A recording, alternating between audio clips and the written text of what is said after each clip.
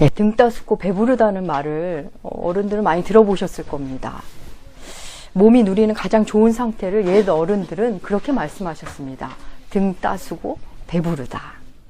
다른 것이 부족해도 일단 등이 따뜻하고 배부르면 정말 행복한, 세상 부러울 것 없는 시절이 있었습니다.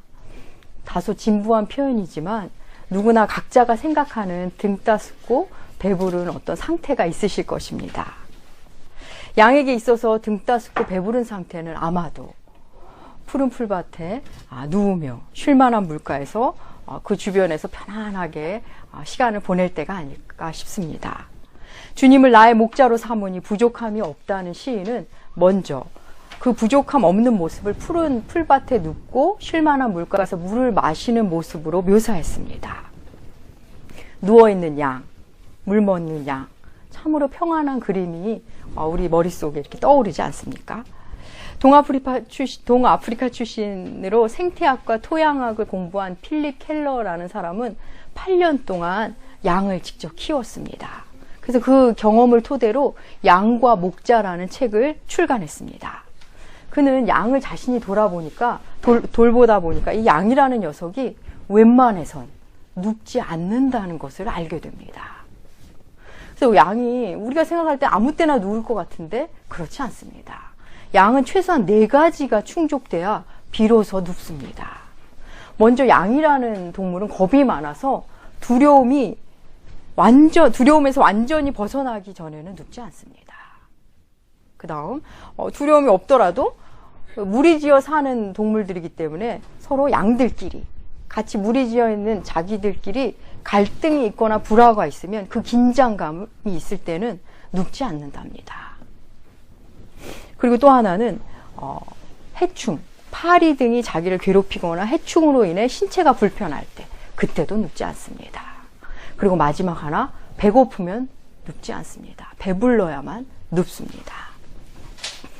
다시 말해 양이 누워있다는 것은 최소한 이 4가지, 두려움이 없어야 하고 관계에 불화가 없어야 하고 몸이 환경적으로 괴로움이 없어야 하고 배가 불러야 눕는 것입니다. 누워있는 양은 이것이 다 충족된 양임에 분명합니다.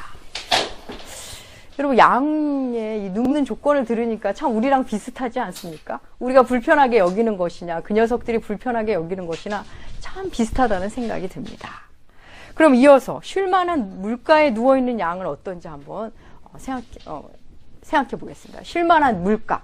우리말 번역은 사실 많이 부족합니다. 우리 정서에 맞게 번역은 됐는데 이게 좀 더 원어에 가깝게 번역을 한다면 흐르지 않는 물이란 뜻입니다. 양은 흐르는 물은 먹지 않습니다. 아주 까다로운 녀석이죠.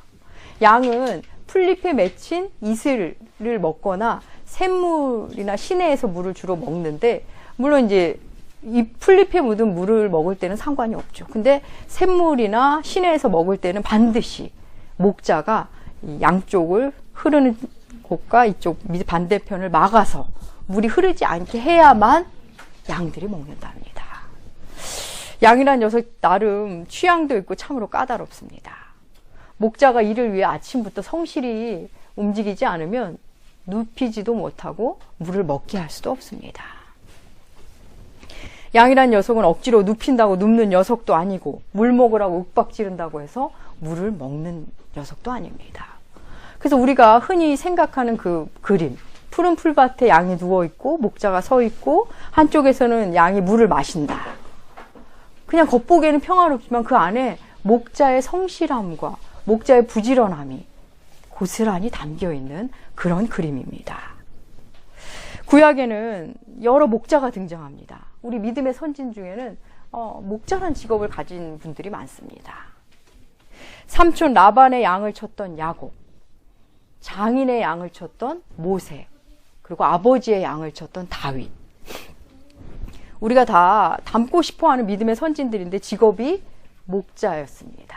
그런데 제가 이렇게 말씀드리는 동안 여러분 이 세 사람의 공통점이 혹시 느껴지십니까? 네, 눈치채신 분이 아마 있으실 겁니다. 야곱, 모세, 다윗은 모두 자기 소유의 양을 친 것이 아니라 주인이 따로 있는 양을 쳤습니다.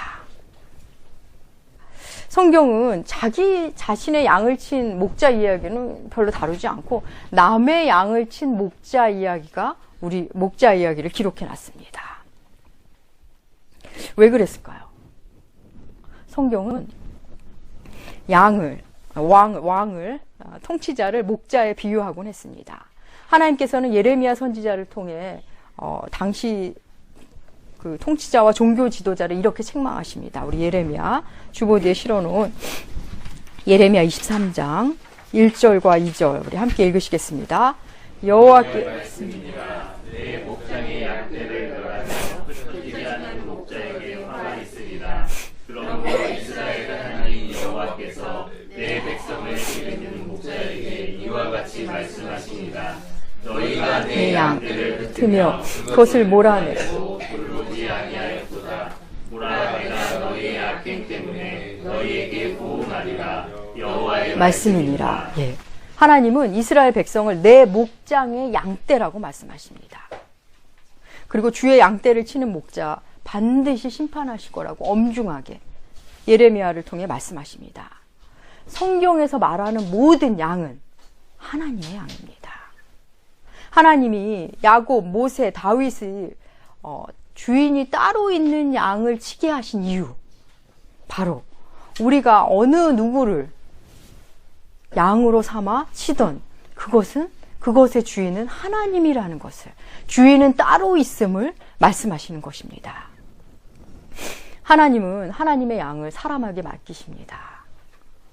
그래서 우리가 어떤 형태로든 맡은 양이 있다면 그것은 우리의 양이 아니라 하나님의 양임을 알려주시기 위해 야곱, 모세, 다윗 모두 자기 소유가 아닌 주인이 따로 있는 양을 맡아 치게 하신 것입니다. 하나님은 하나님의 양이 홀로 알아서 신앙생활하도록 만들지 않으십니다. 신앙 공동체 안에서 믿음의 선배들을 통하여 예수를 만나게 하십니다. 오늘날은 신학교 무용론, 그것을 비롯해서 목사, 또 교회 무용론까지 나오는 시대가 되었습니다. 이런저런 의견이 많이 나옵니다. 의견 자체를 인정할 수도 있습니다. 하지만 성경이 무엇이라고 말하는지는 우리가 짚고 넘어가야 합니다. 하나님은 성경 내내 주의 양을 주님이 직접 치시지 않고 사람을 세우셔서 주님의 양을 돌보셨음을 누누이 우리에게 말씀하십니다. 칼빈은 그의 책 기독교 강요에서 이런 이야기를 합니다. 제가 한 부분을 읽어보겠습니다. 옛날에 하나님께서 당신의 백성들을 천사에게 맡기지 아니하시고 땅에 교사들을 세워 천사의 직책을 진실하게 수행하도록 하신 것 같이 지금도 사람을 사용하여 우리를 가르치고자 하신다. 그렇습니다. 하나님은 하나님의 양을 위하여 따로이 사람을 불러 세우십니다. 신약에서 이 일을 위해 부름받는 장면이 아주 유명한 장면이 있습니다. 바로 부활하신 주님께서 베드로를 만나 하시는 말씀입니다. 부활하신 주님은 주님을 부인했던 베드로에게 물으십니다. 네가 나를 사랑하느냐? 네가 나를 사랑하느냐? 주님의 물으심 앞에 네, 주님이 아시잖아요. 이렇게 답변하는 베드로. 그에게 주님이 말씀하십니다. 내 양을 치라. 내 양을 먹이라. 라고 주의 양을 위탁하십니다. 오늘날 목회자들을 목자라 부르고 목회를 목양이라고 부르는 이유입니다.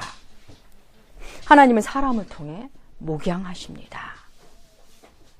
오늘날 교회가 영적 무기력 속에 빠져 있고 타락하고 또 신자들이 이러저러한 방종을 통해 사회를 아프게 하는 일들, 그 첫 번째 책임은 모두 목사에게 있습니다. 하나님은 반드시 엄중하게 목사들, 목회자들을 심판하실 것입니다. 신자는 모두 주님의 양입니다. 혹 목회자들이 네 양이네, 내 양이네, 우리 자기네 교인을 향해 내 양이다, 네 양이다, 이런 표현은 모두 잘못된 표현입니다. 모두 주님의 양입니다.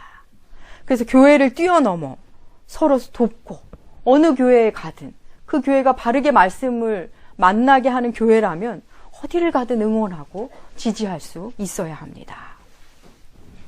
선한 목자인 하나님께서 사람을 세우셔서 목회를 하시는데 이 거룩한 사역에 거짓 목자가 있습니다. 하나님의 에스겔을 통해 당시 통치자와 종교 지도자들의 모습에 대해서 이런 말씀으로 책망하십니다. 우리 에스겔서 34장 2절에서 5절 조금 길지만 우리 한 목소리로 함께 읽으시겠습니다. 너는 이르기를 주 여호와께서 이같이 말씀하시되 자기만 먹는 이스라엘 목자들은 화 있을진저 목자들이 양떼를 먹이는 것이 마땅하지 아니하냐 너희가 살찐 양을 잡아 그 기름을 먹으며 그 털을 입되 양떼를 먹이지 아니하는도다. 너희가 그 연약한 자를 강하게 아니하며 병든 자를 고치지 아니하며 상한 자를 싸매주지 아니하며 쫓기는 자를 돌아오게 하지 아니하며 찾지 아니하고 다만 포악하게 그것을 다스렸도다. 목자가 없으므로 그것들이 흩어져 모두 들짐승 양을 먹이지 않고 양을 먹어버리는 목자의 이야기입니다. 상처를 싸매주고 치유해줘야 되는데 도리어 상처를 주고 맹수에게 몰아버리는 목자의 이야기를 주께서 에스겔을 통해서 엄중히 심판하실 것을 선포하십니다. 예나 지금이나 하나님의 양을 돌보지 않는, 하나님의 양을 죽음으로 내모는 거짓 목자들이 있습니다. 하나님은 분명히 거짓 목자들을 심판하십니다. 사랑하는 여러분, 명심하시기 바랍니다.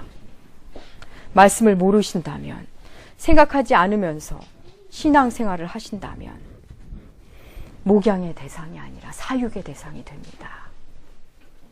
생각하는 것을 싫어하고 말씀을 읽고 듣는 것을 싫어한다면, 그냥 편안하게 신앙생활하기만을 추구한다면 사육의 대상이 됩니다. 성경은 교훈과 책망과 바르게 함과 의로 교육하기에 유익한 책입니다. 다시 말해 하나님은 우리를 양육하실 때 교훈과 책망과 바르게 함과 의로 양육하십니다. 모두 우리가 싫어하는 것들입니다. 우리는 모두 위로와 격려와 긍정만을 듣고 싶어 합니다. 저는 때때로 두렵습니다.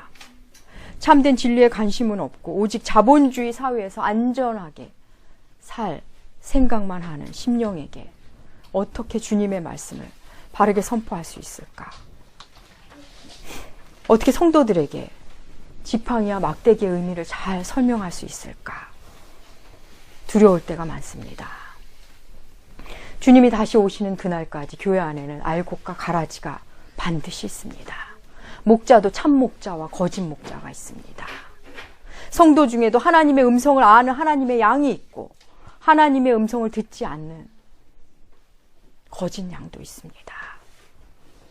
20년, 30년을 교회 생활했지만 20년, 30년을 기도를 했다고는 하지만 그 기도를 누구한테 하는 건지 알지 못한 채 그저 자기 확신에 불과한 기도, 도대체 예수가 누구인지 알려 하지 않은 채 그저 나만 안심시켜달라고 교회 생활을 하는 신자들, 내가 갖고 싶은 것을 위해 그저 비나이다 하는 사람들, 사람들의 정에 이끌려 영을 망가뜨릴 때가 얼마나 많은지 모릅니다. 인간적인 욕심을 내려놓지 못한 채 영은 낭떠러지로 가고 있다는 것을 사람들은 모릅니다. 신앙에서 본질적인 문제가 아닌 것에 크게 상처를 입고 신앙을 저버리는 사람들을 봅니다. 사실 그런 사람들은 어쩌면 처음부터 하나님의 양이 아니었을지도 모릅니다. 또한 본질적인 것에 한참 잘못되어 있는데 비본질적인 것에 만족하며 교회 생활을 하는 사람들, 그 역시도 진짜 천국 백성일지는 보장할 수 없습니다. 관절과 골수를 찔러 쪼개는 진리의 말씀에 등 돌리는 사람 역시 어쩌면 처음부터 하나님의 양이 아니었을 수도 있습니다. 푸른 풀밭과 실만한 물가는 궁극적으로 영적인 것에 대한 은유임을 여러분 아실 겁니다. 그리스도인은, 하나님의 양은 아무리 배가 부르고 일이 잘 되어도 말씀으로 공급받지 않으면 늘 목이 마릅니다. 공고함을 느낍니다. 진짜 주님의 양이라면 주님의 인도하심에 목이 마르고 주님이 인도하신 그 풀밭이 그립고 주님이 주시는 그 물이 그립습니다. 홀로 성경을 읽으며 신앙서적 읽으며 육면 목회자의 인터넷 설교를 들으면서 신앙생활 하겠다는 사람들. 그것은 우리 안에 있는 교만이 만든 교묘한 합의점에 불과합니다. 주님은 주님을 향해 열심히 있지만 허물투성이었던 베드로에게 목양을 맡기셨습니다. 하나님의 양을 치는 거룩한 사역에 부름받은 목자들이 지혜롭고 온유하고 슬기롭고 순결하고 권위도 있고 긍휼함을 많이 가졌다면 얼마나 좋을까요? 그렇게 온전하고 완벽한 모습으로 목양을 한다면 얼마나 좋을까요? 그런데 그렇지 않다는 것에 우리는 혼란스럽습니다. 주님의 부르심을 받았지만 그들 역시 목자이기 전에 하나님의 양이기 때문입니다. 하나님의 양으로서 허물투성이인 사람이기 때문입니다. 그럼에도 주님은 사람을 통해 목양하십니다. 상처를 받고 상처를 주면서 고통 중에 있으면서 서로 다시 손잡고 때때로 실망하지만 다시 일어나 손잡고 사랑하길 원하시는 하나님의 마음입니다. 우리는 목회자와 교우관계 속에서 목양하는 자나 받는 자나 모두 주님 없이는 살 수 없는 연약한 존재임을, 모두 죄인임을 만나게 하시기 위함입니다. 때때로 목회자로 살지 않았더라면 아주 형편없는 인생을 살았을지도 모를 사람들을 불러 철조망 치듯이 목사의 삶을 살게도 하십니다. 목회자가 아니었더라면 개차반 같은 인생을 살았을 사람을 불러 주의 일에 헌신하게 하십니다. 제 경우가 그렇다는 것입니다. 오늘날 사람들은 참된 목자가 없다고 다들 힘들어합니다. 페이스북 공간에 보면 얼마나 거칠게 목사들을 욕하고 교회를 욕하는지, 자기네 교회, 자기가 다니는 교회 목사님을 욕하고 다른 교회 목사를 흉보는 일이 얼마나 많은지 모릅니다. 그 내용이 거칠고 험악할수록 인기 좋은 글이 됩니다. 사랑하는 여러분, 두려운 것은 가짜 목자들은 가짜 양을 불러 모은다는 것입니다. 또한 가짜 양들은 가짜 목자를 서로 높인다는 것입니다. 오늘날 참 목자가 드문 이유는 잘못된 가르침에 만족하는 가짜 양무리들 때문입니다. 오늘날 참 성도가 적은 이유는 참된 목양을 하지 않는 가짜 목자들이 많기 때문입니다. 사랑하는 여러분, 예수 그리스도의 사랑을 아는, 예수께 목양을 받는 참 목자를 따르셔야 합니다. 이 말씀을 준비하면서 참 많은 기도와 불편함이 있었습니다. 사랑하는 여러분, 지금 말씀을 전하는 제가 거짓이라면 저를 떠나셔야 합니다. 반드시 떠나시길 부탁드립니다. 우리 교회 목요 성경 공부에 오는 한 신실한 형제가 있습니다. 지난주에는 2시간이나 걸려 교회에 와서 성경 공부를 했습니다. 집에 데려다 주면서 차 안에서 이런저런 이야기를 나누었습니다. 형제가 말하기를 요즘 목사님들은 교회의 눈치를 많이 보는 것 같다고 저에게 말했습니다. 목자가 교인을 인도하는 게 아니라 교인이 목사를 인도하는 것 같다고 말을 했습니다.